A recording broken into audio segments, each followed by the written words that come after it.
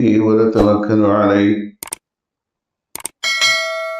ونعوذ بالله من شرور أنفسنا من سيئات أعمالنا من يهده الله فلا مضل له ومن يضلله فلا هادي له وأشهد أن لا إله إلا الله وحده لا شريك له وأشهد أن سيدنا ونبينا محمدا عبده ورسوله أرسله بالحق بشيرا ونذيرا أما بعد فإن خير الحديث كتاب الله وخير الهدي هدي محمد صلى الله عليه وسلم وشر الأمور محدثاتها وكل محدثة بدعة وكل بدعة ضلالة وكل ضلالة في النار وأعوذ بالله السميع العليم من الشيطان الرجيم من همزه ونفخه ونفثه ولتكملوا العدة ولتكبروا الله على ما هداكم ولعلكم تشكرون. برادران اسلام اور نوجوانان اسلام، سننے والی پردہ نشین خواتین اسلام، تمام تعریفیں اور توصیفیں، حمد و ثنا، بڑائی اور کبریائی، پاکی و صفائی اسی رب کائنات کے لیے لائق و زیبا ہے جو ہم سب کا خالق و مالک، پالنہار اور پروردگار ہے، جس نے ہمیں اس دنیا میں بھیجا اور ہماری زندگی گزارنے کے سارے سامان پیدا فرمائے، ہوا، پانی اور زندگی کی ہر چیز ہمارے لیے مہیا فرمائی، اور انسان کو اس دھرتی پر ان اشیاء کے استعمال کی مکمل آزادی دی۔ وہ منعم حقیقی جس کے احسانات اور انعامات کے تلے ہم اس طرح دبے ہوئے ہیں کہ ہم کس کس نعمت کا شکر ادا کریں۔ وہ بڑی نعمتوں والا ہے، بڑی رحمتوں والا ہے، وہ بڑی مہربانیاں کرتا ہے انسانیت میں، وہ رحیم و رحمان ہے، اسی لیے انسان گناہ کرنے کے باوجود زندہ ہے۔ اس کی گرفت، اگر اس کی پکڑ ہر غلطی پر ہوتی تو زمین پر کوئی انسان زندہ نہ رہتا۔ اللہ بہت بڑا رحیم ہے، بہت کریم ہے، وہ گناہوں کو معاف کرنے والا ہے، وہ ماں جیسی، ہزاروں کروڑوں ماؤں جیسی محبت رکھنے والا ہے انسانیت سے۔ ہم اللہ رب العالمین کا جتنا بھی شکر بجا لائے، اس کی حمد بیان کرے، بہت کم ہے۔ بعد ازاں لاکھوں کروڑوں کی تعداد میں انگنت سارے انبیاء علیہ السلام پر، خصوصاً ہم سب کے نبی احمد مجتبیٰ محمد مصطفیٰ صلی اللہ علیہ وسلم پر درود و سلام نازل ہو جیو۔ برادران اسلام، ماہ مبارک ہم سے جدا ہوا چاہتا ہے، اس کے آخری دن سے ہم گزر رہے ہیں۔ لوگ اکثر جس ماہ کا، رمضان کا آخری جمعہ ہوتا ہے تو اس کو جمعۃ الوداع کا بھی نام دے دیتے، حالانکہ یہ سراسر شریعت کے خلاف بات ہے۔ کہیں بھی شرعی ثبوت یہ نہیں ملتا کہ پیارے نبی صلی اللہ علیہ وسلم نے جمعۃ الوداع منایا ہو یا اس قسم کا نام دیا۔ لوگ ہر قسم کی ایسے مبارک دنوں میں بھی کچھ غلط کام کر کے، کچھ بدعتوں کو ایجاد کر کے اپنے نیک اعمال کو بھی ضائع کر ڈالتے ہیں۔ جمعے کے خطبے کا خلاصہ بھی یہی ہے کہ بھئی آپ نے اپنی جھولی میں نیکیوں کو بھر لیا ہے، آپ کا، ہم سب کا تزکیہ نفس ہوا ہے، نفس کی پاکیزگی، روح کی بالیدگی، ذہن و دماغ، جسم کے اعضاء ایک دم پاک و صاف ہو چکے۔ پھر انسان گندگی میں قدم رکھتا ہے تو وہ کتنا بڑا بد نصیب۔ اس لیے جو چیزیں حاصل ہوئی ہیں، حاصل کرنا، کمانا، جمانا مشکل کام نہیں ہے۔ حاصل کی ہوئی چیزیں، جمع شدہ چیزوں کا استعمال اور ان کی حفاظت کرنا، یہ بڑے کمال کی بات۔ کتنے ہی کروڑ پتی فوراً فقیر بن گئے، ان کا اس دولت کا صحیح استعمال نہ کرنے کی وجہ سے مقروض ہو کر دنیا چھوڑ کے بھاگ گئے۔ اس لیے جو بھی اللہ تعالی ہمیں عطا کرتا ہے اس کا استعمال بھی صحیح سیکھنا چاہیے۔ لوگ صرف مال کو ہی سمجھتے، نہیں میرے بھائی، اللہ نے ہم کو مال دیا، صحت دیا، علم دیا، ہنر دیا اور اچھی ذہانت و فطانت دیا۔ یہ ساری صلاحیتیں صحیح جگہ پر خرچ کرنا، ان کا صحیح استعمال بھی یہ اللہ کی شکر گزاری اور اس کے احسان کو ادا کرنے کا بہترین ذریعہ ہے۔ ابھی آپ رمضان مبارک کے 30 دن ہمارے گزرے، اللہ کا شکر ہے کہ 30واں روزہ بھی ہمارا مکمل ہو رہا۔ اللہ تعالیٰ قرآن مجید میں سورہ بقرہ میں جو آخری آیت روزے کے تعلق سے آنے کے بعد فرماتا ہے وَلِتُكْمِلُوا الْعِدَّةَ، تم یہ مہینے کی گنتی مکمل کر لو۔ وَلِتُكَبِّرُوا اللَّهَ، اور اللہ تعالیٰ کی تکبیر بلند کرو، اس کی بڑائی۔ عَلَى مَا هَدَاكُمْ، فرمائی یہ باتیں وہ جو تمہیں 30 روزے رکھنے کی توفیق دیا۔ کتنے لوگ ایسے ہیں 10 رکھے باقی چھوڑ دیے، کتنے لوگ ایسے ہیں بی پی شوگر کی وجہ سے روزے نہیں رکھے، کتنے لوگ ایسے ہیں کمزور ہیں، اور کتنے ایسے ہیں جو ہارڈ ورک کی وجہ سے روزہ رکھنا بھی چھوڑ دی۔ ہمارے مسلمانوں میں مختلف کیٹیگری کے لوگ ہیں، مختلف قسم کے لوگ ہیں۔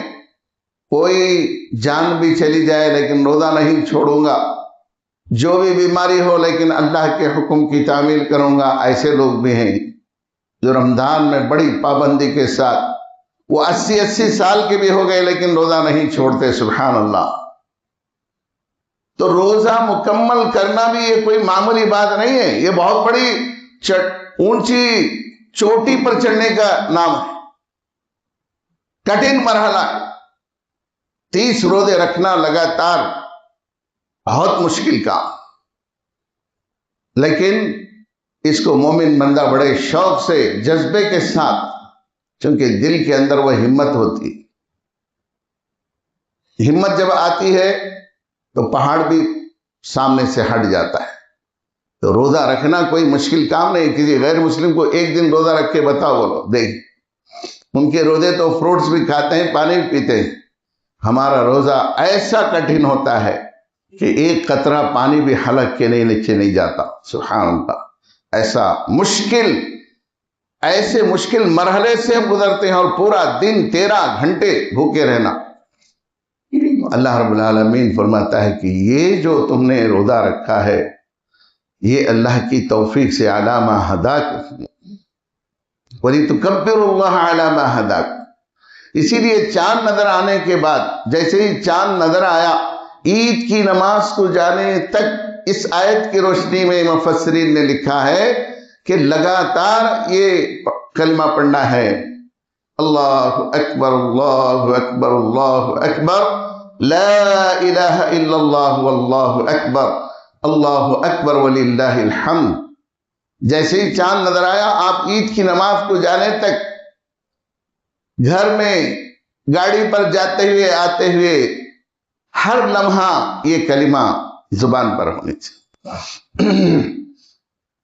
اللہ کی بڑائی بیان کر رہے ہیں، اللہ نے جو توفیق دی روزے رکھنے کی، رات میں قیام کرنے کی، قرآن کی تلاوت کی، صدقہ اور خیرات کی، ذکر و اذکار کی، صلہ رحمی کی، غریبوں یتیموں مساکین کی خبرگیری کی، بیواؤں یتیموں کے سر پر ہاتھ رکھنے کی، جو توفیق ملی رمضان میں، جو ثواب کو لوٹا ہے، وہ محض اللہ کی مہربانی سے۔ کتنے مالدار ہیں اپنا پیسہ پانی کی طرح بہائے رمضان مبارک میں۔ کتنے غریب ہیں، ان کے گھروں کے اندر مال الحمدللہ جمع ہوا، بغیر مانگے کے جمع ہو گیا۔ کیسا رحمت والا مہینہ ہے دیکھیے۔ لوگ تلاش کرتے ہیں بھائی غریب کہاں ہے، میں صدقہ فطر دوں، تلاش کرتے ہیں۔ تو پیسہ کس طرح پہنچتا ہے؟ علی ما ہداکم، یہ محض اللہ کی توفیق ہے۔ اللہ تعالیٰ کی توفیق سے ہم یہ بہت بڑا کام انجام دیتے ہیں۔ پھر اللہ رب العالمین فرماتا ہے وَلَعَلَّكُمْ تَشْكُرُونَ، کہ تم شکر گزاری کرو تاکہ تم اس کا شکر بجا لاؤ۔ وہی عید کی نماز کے لیے جاتے ہیں اور 2 رکعت جو نماز پڑھتے ہیں وہ اللہ کی بارگاہ میں شکریہ ادا کرتے ہوئے جو انعام اور اکرام اللہ تعالیٰ فرمانے والا ہے کہ میں تمہارے ہاتھ میں بخشش کا پروانہ دینے والا ہوں۔ مومن بندہ نئے کپڑے پہن کر اچھے کپڑے پہن کر خوشبو لگا کر نعرہ تکبیر بلند کرتے ہوئے نکلتا ہے۔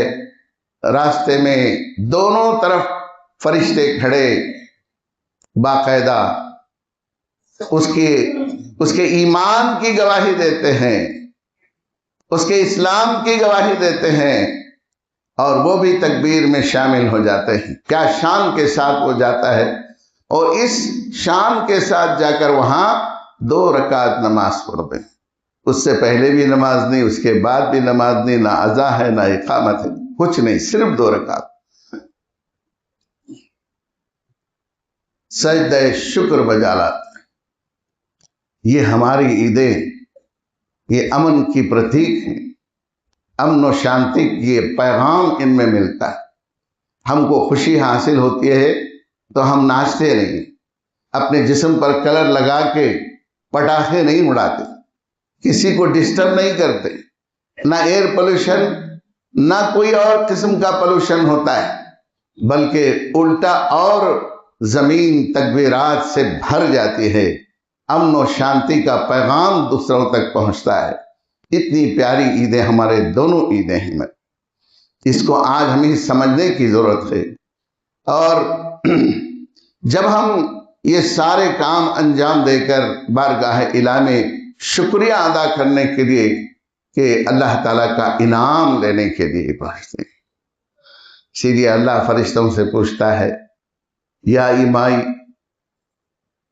و یا عبیدی ما جزاء اجیر وفى عملا، فرشتوں سے پوچھتا ہے اے میرے غلاموں، فرشتوں سے اس طرح خطاب کر کے، وہ تو اللہ کے غلام ہیں، اس مزدور کی مزدوری کیا ہوگی جس نے اپنی مزدوری کمپلیٹ کر لی، جس نے مزدوری پوری کی، اس کو کیا دینا چاہیے؟ تو فرشتے کہتے ہیں جزاؤہ ان یوفى اجرہ، اے اللہ اس کا بدلہ تو پورا دیا جانا چاہیے، اس نے پوری مزدوری کی تو پورا صلہ اس کو ملنا چاہیے، پورا انعام اس کو ملنا چاہیے۔ اللہ تعالیٰ فرماتا ہے تم گوار ہو، میں نے ان سب کو بخش دیا، ان کے گناہوں کو معاف کر دیا۔ یہ خوشخبری لے کر ہم اپنے گھروں کو واپس لوٹتے ہیں۔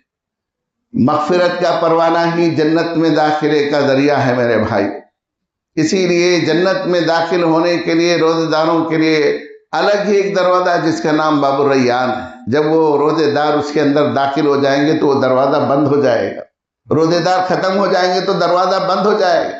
کیوں؟ اس لیے کہ جہنم کے بھی 7 دروازے ہیں، جنت کے بھی 7 دروازے ہیں، ایک دروازہ روزے داروں کے لیے ایکسٹرا رکھا گیا ہے، اور وہ دروازہ اللہ کے نبی فرماتے ہیں جب وہ روزے دار داخل ہو جائیں گے تو بند ہو جائے گا، یہ بھی وہ ساتھ باقی رہ جائے گے۔ سبحان اللہ، اتنا مقام ہے روزے داروں کا۔ تو آئیے جب ہم یہ مہینہ گزر جائے گا، ابھی دشمن ہمارا تیار کھڑا ہے، چاند جیسے ہی نظر آئے گا تو وہ ہم کو اچک لے گا۔ ہم تو کسی فوج میں بھرتی ہونے کے لیے کسی فوجی کو بڑی پریکٹس کرائی جاتی ہے، اس کو بڑے کٹھن مراحل سے گزارا جاتا ہے تاکہ وہ مضبوط ہو جائے۔ دشمن کا مقابلہ کرنے، دشمن کی چالوں کو سمجھنے کی صلاحیت اس کے اندر پیدا کی جاتی ہے کہ کس طرح بندوق چلائے، کس طرح وہ ڈیفنس کرے، کس طرح حملہ کرے۔ ایک فوجی کو ساری ٹریننگ دی جاتی ہے۔ آپ نے دشمن سے مقابلے کی ٹریننگ لے لی ہے 30 دن کی، اب مقابلے کے لیے تیار ہونا چاہیے۔ جیسے ہی چاند نظر آئے گا، اللہ اسے جیل کا دروازہ کھول دے گا، قید خانے کا دروازہ کھول دے گا، وہ نکلے گا، تیار کھڑا ہے۔ اب وہ جیسے ہی باہر آئے گا، ہم پر حملہ ہوگا، ہم اس کے مقابلے کی تیار ہونا چاہیے۔ آپ سمجھ سکتے ہیں اس کو، یہ فطری بات ہے کہ رمضان کے علاوہ دیگر دنوں میں بار بار نماز کی طرف بلائے جاتا، کبھی نہیں آتے، لیکن اللہ تعالیٰ ماحول ایسا بناتا ہے کہ خود بخود رمضان میں مسجدیں بھر جاتی ہیں۔ جو لوگ ہمیشہ پہلی صف میں رہتے تھے ان کو آخری مل جاتی ہے، جو لوگ کبھی رمضان کو نہیں آتے تھے وہ پہلی صفوں میں آ کے کھڑے ہوتے ہیں۔ آپ نے دیکھا ہوگا، مطلب کیا ہے کہ نیکی کرنا آسان ہو جاتا ہے، کیونکہ شیطان جو بھٹکانے والا تھا اللہ اسی کو جیل میں ڈال دی۔ اب وہ جب جیل سے نکلے گا، ہم بچپن میں دیکھتے تھے، اب تو وہ ماحول ختم ہو چکا ہے، الحمدللہ مسلمان بڑے سمجھدار ہو چکے ہیں۔ پہلے تو ایک 30 سال پہلے یا کم و بیش جیسے ہی جو ہے عید کی نماز ہوتی، اسی دن نئے فلم آتے تھے، اور عورتیں اسی دن عید کے دن پوری فیملی کے ساتھ جا کر فلمی تھیٹروں کی زینت بنتے تھے۔ سارے فلمی تھیٹروں میں صرف برقعے ہی ہوتے تھے۔ آپ کو یاد ہوگا، جو بزرگ یہاں بیٹھے ہیں ان کو معلوم۔ لیکن افسوس کا مقام ہے کہ عید کے دن بھی ہم لوگ جو ہے شیطان کے جال سے نہ بچ سکے۔ تو عید کے دن کیا کرنا ہے، مختصر چند باتیں میں آپ کے سامنے ذکر کرنا چاہتا ہوں۔ عید کے دن جو کام کرنا ہے میرے بھائیو، صدقہ فطر ادا کر کے عید کی نماز کو جانا ہے۔ 3 کھجور یا 5 کھجور، طاق عدد کھجور کھا کے پیغمبر نبی صلی اللہ علیہ وسلم عیدگاہ کو جایا کرتے تھے، اور اسی سنت پر بھی ہم کو بھی عمل پیرا ہونا ہے۔ آپ اس پر عمل کر کے دیکھیں، سنت رسول، طاق عدد میں کھجور کھا کے، اور اس کے کوئی چیز پانی وغیرہ بھی لے سکتے ہیں، اسے صرف کھجور کھا کے ہی جانا نہیں۔ عید کی نماز کے بعد آپ جو چاہیں استعمال کریں۔ کھجور کا استعمال کرنا رسول کی سنت، اور پھر آپ ایک راستے سے تکبیر بلند کرتے ہوئے جائیں، دوسرے راستے سے تکبیر بلند کرتے ہوئے واپس آئیں۔ اور عید کی نماز کے بعد ایک دوسرے کو صحابہ اکرام رضوان اللہ تعالی اجمعین تقبل اللہ منا ومنکم صالح الاعمال کی دعائیں دیا کرتے تھے۔ یہ سنت سے ثابت ہے۔ ایک دوسرے سے مصافحہ کرنا، ایک دوسرے کو گلے لگانا بھی ثابت ہے۔ اپنے گھروں میں، خاص طور پر میں یہاں ہمارے خواتین بھی سن رہی ہیں، اپنی جوان بیٹیوں کو بے پردہ چھوڑ دیتے ہیں عید کے دن۔ محرم اور غیر محرم سے ملاقات، غیر محرم سے ہاتھ ملاتی ہیں لڑکیاں۔ جو چچا کا بیٹا ہے، ماموں کا بیٹا ہے، جوان لڑکی اس سے ملاقات کرتی، یہ سب حرام ہے، یاد رکھیے۔ عید کے دن کس سے ملاقات کرنا ہے، ہماری نوجوان بچیاں کس سے مل سکتی ہیں، کس سے نہیں مل سکتی، یہ بھی شریعت کا اصول ہے۔ ایسے موقع پر بھی ہم شریعت کو پامال کر کے غلط طریقے سے گھروں میں ماحول جو ہے شریعت کے خلاف کام ہوتا ہے، کوئی بھی عورت کسی غیر محرم آدمی سے ہاتھ نہیں ملا سکتی۔ اور بہت سارے گھروں میں اس طرح ہوتا ہے، غیر محرم لڑکا آ کے لڑکی سے ملاقات کرتا ہے، یا کوئی اجنبی مرد جو ہے عورت سے ملاقات کرتا، کیا بھائی بولے تو عید، نعوذ باللہ، کہیں کوئی عورت کسی مرد سے ہاتھ نہیں ملانا چاہیے۔ یہ عید کے آداب کو ہم سمجھنے کی ضرورت ہے۔ عید کے دن جو چاہے لوگ کر رہے ہیں، اس سے بھی جو ہے ہمیں اپنے آپ کو پرہیز کرنے کی ضرورت ہے۔ اور صحابہ کے زمانے میں، رسول کے زمانے میں میرے بھائیوں، عید کے دن بہت سارے کھیل حبشی کھیلتے تھے، اور صحابہ ان کی کرتب بازی، تیر اندازی، تلوار بازی کو دیکھتے تھے۔ کھیل کود کا ذکر ہے، موجود ہے احادیث کے اندر، خود پیارے نبی صلی اللہ علیہ وسلم نے عید کے دن کھیلوں کا مشاہدہ فرمایا اپنی بیوی کے ساتھ، حضرت عائشہ رضی اللہ تعالیٰ عنہ کے ساتھ۔ کھیل کود کی مکمل اجازت ہے، کیونکہ حضرت ابوبکر صدیق نے جب منع کیا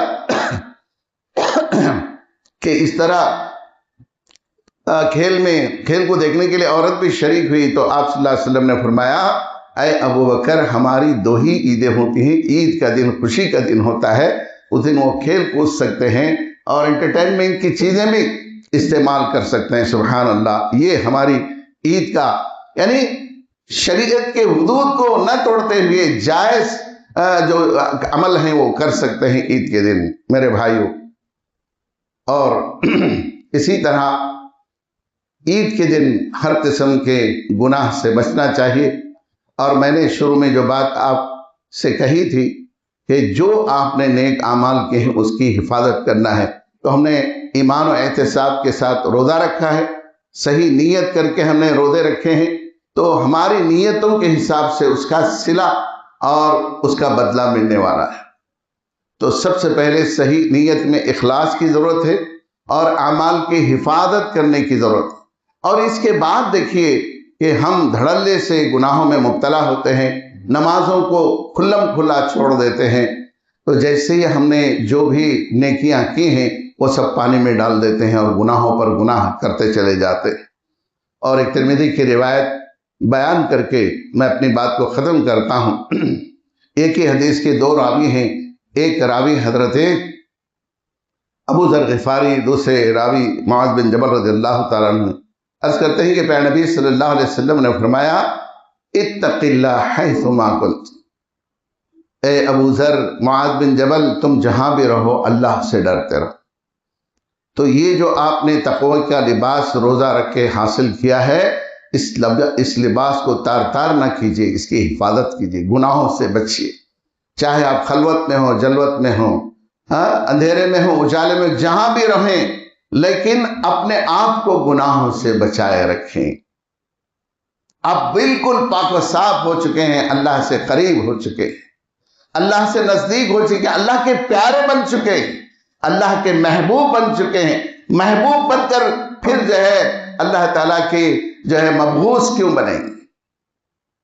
تو دوسری بات آپ نے فرمائے اتبع السیئۃ الحسنۃ تمحھا، دوسری بات کہ اگر غلطی سرزد ہوئی ہے تو فوراً نیکی کر لو، اس گناہ کو، اس غلطی کو نیکی مٹا دیتی ہے۔ ان الحسنات یذھبن السیئات، یہ نیکیاں گناہوں کو مٹا ڈالتی ہیں۔ تو یہ فکر کیجئے اگر غلطی سے غلطی ہو جائے تو فوراً کوئی نیکی کر لینے سے وہ جو ہے نیکی گناہ مٹ جاتا ہے اور نیکی باقی رہتی ہے۔ اور آخر میں وَخَالِقِ النَّاسَ بِخُلْقٍ حَسَنٍ، لوگوں کے ساتھ بہترین اچھے اخلاق کا معاملہ کرو۔ تو یہ روزہ، یہ نماز ہمیں یہ بات سکھاتی ہے کہ ہم ہر ایک کے ساتھ حسن سلوک کریں، بہتر سلوک کریں۔ معاشرے میں آج جو بدامنی پھیلی ہے اس کی بہت بڑی وجوہات میں سے دیکھیے گیس بھی بند ہو رہا ہے، بہت سارے رکاوٹیں ہمارے گناہوں کی وجہ سے ہو رہی ہیں۔ تو ایک واقعہ ابن قدامہ رحمہ اللہ نے بنی اسرائیل کا ایک واقعہ ذکر کیا ہے، بہت اہم واقعہ، اس کو میں ذکر اس لیے کرنا چاہتا ہوں کہ گناہ کی وجہ سے اللہ کی رحمتیں، اللہ اپنی رحمتوں کے دروازے کس طرح بند کرتا ہے آپ اندازہ نہیں کر سکتے۔ اس لیے اتنے آپ پاک ہوئے ہیں تو گناہوں سے بچیے، ہمیشہ پورے 11 مہینے گناہ سے بچنا۔ جب ہم ایک پاک اور حلال چیز روزے کی حالت میں، کھانا حلال تھا، پانی حلال تھا، ہم نہیں کھائے، تو باقی دنوں میں حرام چیزوں سے بچنے کی صلاحیت ہمارے اندر پیدا ہو چکی ہے۔ تو اسی ضبط نفس کو باقی رکھنے کی ضرورت ہے، استقامت، دین پر ثابت قدمی کی ضرورت ہے۔ اسرائیلی روایت ہے، وہ اس کی تکذیب بھی نہیں کر سکتے اور تصدیق بھی نہیں، کیونکہ اسلاف نے لکھا ہے کہ جو اسرائیلی روایت ہوتی ہیں اس کے تعلق سے اگر وہ قرآن و حدیث سے ٹکراتی ہے تو نہیں بولنا چاہیے۔ یہ قرآن و حدیث سے ٹکرانے والا واقعہ نہیں، مشہور واقعہ ہے۔ ایک مرتبہ حضرت موسیٰ علیہ السلام کے زمانے میں قحط سالیہ میں مبتلا ہو گئے، پوری طریقے سے بہت پریشان، اناج سب کچھ بند ہو گیا۔ تو موسیٰ علیہ السلام کے پاس ان کے قوم کے لوگ آئے، بڑے سردار، کہ آپ دعا کیجئے تاکہ استسقاء کی دعا کیجئے تاکہ جو ہے بارش برسے اور ہمارے لیے اناج کا انتظام ہو۔ تو موسیٰ علیہ السلام نے اللہ سے دعا کی اور 70,000 لوگوں کو لے کر نکلے استسقاء کے لیے، یعنی بارش کی دعا کے لیے کتنے لوگوں کو؟ 70,000 لوگوں کو میدان میں لے کر لا کے کھڑا کیے اور دعا شروع کی۔ پوری دعا مکمل ہوئی۔ آپ جانتے ہیں نبی جب دعا کرتے تو بارش برسنا چاہیے، بارش نہیں برسا۔ موسیٰ پریشان ہوئے، میں نبی ہوں۔ پھر تھوڑی دیر کے بعد پھر دعا کی، پھر بارش نہیں برسا۔ پھر تیسری مرتبہ دعا کی، بارش نہیں برسا۔ موسیٰ علیہ السلام پریشان ہوئے۔ انبیاء مستجاب الدعوات ہوتے ہیں، ان کی دعا رد نہیں کی جاتی۔ موسیٰ علیہ السلام نے اللہ سے کہا، اے اللہ، میں اتنی گڑ گڑا کر 70,000 بنی اسرائیل کو لا کے میدان میں کھڑا کیا ہوں، سب رو رہے ہیں، گڑ گڑا رہے ہیں، دعا کر رہے ہیں، تیری رحمت کی بارش نہیں برس۔ اللہ تعالیٰ نے فرمایا، ایک انسان کی وجہ سے میں بارش کو روکا ہوا۔ موسیٰ علیہ السلام پریشان ہو گئے، اے اللہ کون سا انسان؟ اللہ نے فرمایا کہ وہ انسان 40 سال سے میری نافرمانی کر رہا ہے، گناہ پر گناہ کر رہا ہے، بارش اس کی وجہ سے میں روکا ہوں، اس کی وجہ سے بارش رکی ہوئی ہے، اس کو باہر نکالو اور میں بارش برساؤں گا۔ 70,000 میں سے کون ہے معلوم نہیں، اس کو اکیلے کو باہر نکالو، میں بارش برساؤں گا۔ موسیٰ علیہ السلام نے کہا، اے اللہ، میری آواز اتنے لوگوں تک آخر تک نہیں پہنچتی، 500 میں لوگ نہیں پہنچتے، 70,000 بنی اسرائیل میں آواز کیسے پہنچے؟ تو اللہ تعالیٰ نے فرمایا، آپ صرف زبان سے نکالو، میں آخری شخص تک وہ آواز پہنچا دوں گا۔ بہرحال حضرت موسیٰ علیہ السلام نے کہا، کون ہے وہ شخص جو 40 سال سے اللہ تعالیٰ کی نافرمانی و گناہ کر رہا ہے، اس نے کبھی توبہ نہیں کی، اس کی وجہ سے بارش رکا ہوا ہے، وہ شخص باہر نکل کر آئے۔ اتنی بڑی لشکر میں ہر آدمی سوچنے لگا کون ہو سکتا ہے، سب گردنیں جھکا کے سوچنے لگے کون گنہگار۔ دوسری مرتبہ اعلان کیا، تب بھی کوئی باہر نہیں نکلا۔ تیسری مرتبہ اعلان کیا تو ایک شخص جو 40 سال سے گناہ کر رہا ہے، لفظ 40 بتائے تھے حضرت موسیٰ علیہ السلام، تو جو شخص گنہگار تھا وہ اپنے چہرے پر ادھر ادھر دیکھا، چہرے پر چادر ڈال لیا، رونے لگا، ہائے اللہ، اتنے سال سے میں گناہ کیا تب بھی تو رحم کرتے رہا، آج جبکہ مجھے احساس ہوا کہ میری وجہ سے بارش کی گئی، اگر میں باہر نکلوں گا تو سب لوگ سمجھیں گے کہ یہ بڑا بدکار ہے، 40 سال سے گناہ کیا، باہر نکلوں گا تو بے عزت ہو جاؤں۔ اے اللہ، تو دعاؤں کو سننے والا ہے، تو توبہ قبول کرنے والا ہے، گناہوں کو معاف کرنے والا ہے۔ اے اللہ، میں سچی توبہ کرتا ہوں، میری وجہ سے لوگوں کو بارش نہ روک، اے اللہ تو ان پر بارش برسا اور میری توبہ کو قبول فرما دے۔ اتنا وہ اپنا چہرہ چھپا کر رو کر گڑ گڑا کر توبہ کیا، زوردار بارش شروع ہو گئی۔ موسیٰ علیہ السلام پریشان ہو کہ یا اللہ، جو آدمی باہر نکلنا تھا وہ تو نکلا نہیں اور آپ نے بارش برسا دی۔ اللہ تعالیٰ نے کہا، جو ہونا تھا، جس کی وجہ سے میں نے روکا تھا، اسی وجہ سے میں نے بارش برسا دی، اسی کی وجہ سے بارش روکا تھا، اسی کی وجہ سے میں نے بارش برسا دی۔ تو موسیٰ علیہ السلام نے کہا، اللہ، اس شخص کو میں دیکھنا چاہتا ہوں، وہ کون ہے؟ اللہ نے فرمایا، اتنے سال اس کے گناہوں پر میں پردہ ڈالا، آج کسی کو بتا کر میں اس کو شرمندہ کرنا نہیں چاہیے۔ یہ ہے اللہ کی رحمت جو میں نے شروع میں آپ سے کہی کہ اللہ بڑا مہربان ہے، وہ بندوں کے عیوب کو چھپاتا ہے۔ آج ہم اتنے کم ظرف ہیں، کسی کی عیب کو دیکھتے ہیں تو لوگوں کے سامنے بولتے پھرتے ہیں۔ اللہ 40 سال تک اس کے گناہ کو دیکھ کر بھی نظر انداز کرتا رہا، لیکن جب اس نے سچی توبہ کی، اللہ تعالیٰ نے اس کی توبہ کو قبول کی۔ تو معلوم یہ ہوتا ہے کہ نیکیاں رحمت کے برسات کا ذریعہ بنتی ہیں، اور گناہ یہ جو رحمت سے دور رکھتے ہیں انسان کو، اللہ کی برکت سے دور رکھتے ہیں، بہت ساری نعمتوں سے محروم ہو جاتا ہے۔ ابن حبان کی روایت ہے کہ وَإِنَّ الرَّجُلَ لَيُحْرَمُ الرِّزْقَ بِخَطِيَّةٍ يَعْمَلُهَا کہ انسان اس گناہ کی وجہ سے رزق سے محروم ہوتا ہے جو وہ گناہ کرتا ہے۔ تو ہم نے نیکیاں کی الحمدللہ رمضان میں، لیکن اپنے دامن کو گناہ سے بھی بچا کے رکھنے کی ضرورت ہے۔ شیطان کے چال سے، نفس کے وسوسے سے اپنے آپ کو بچا کے رکھنے کی ضرورت ہے۔ اللہ تعالیٰ سے میں دعا کرتا ہوں کہ اللہ تعالیٰ ہم سبھی کو یہ رمضان مبارک کی ساری برکتیں، رحمتیں ہمیں عطا فرمائے، اور جو بھی ہم نے روزے رکھے ہیں اللہ تعالیٰ انہیں قبولیت کا درجہ عطا فرمائے۔